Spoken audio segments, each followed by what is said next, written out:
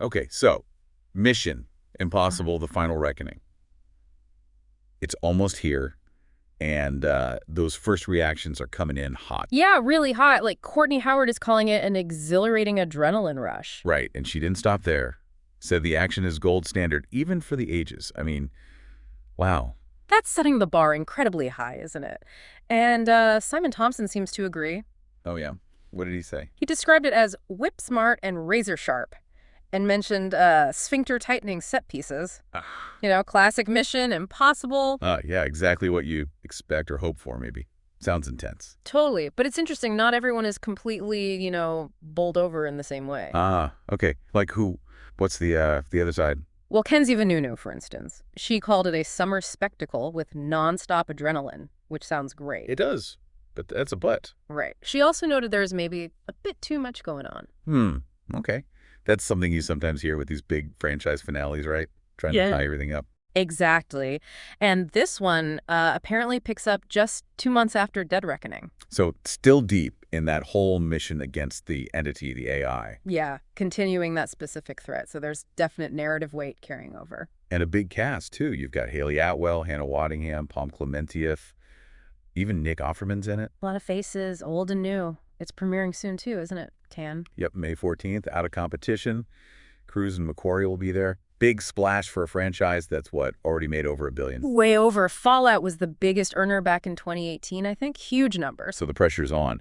But you see other reactions echoing that initial excitement, like Jazz Tangcay. Oh, yeah. What was hers? Simple, wasn't it? Super simple. Just Tom Cruise is truly one of a kind, loved Final Reckoning. Sometimes that says it all. It really can. And Zach Pipe seemed just as pumped, called it emotional, riveting, and perfect. A perfect Mission Impossible finale with exhilarating stunts. High praise again. But then you get the contrast, Jeff Nelson. Yeah, he was more, let's say, mixed. Felt there was too much exposition and flashbacks. See, back to that potential issue Kenzie Vanunu hinted at, that too much going on, how much backstory is too much. It's a tough balance, Right. especially for a finale.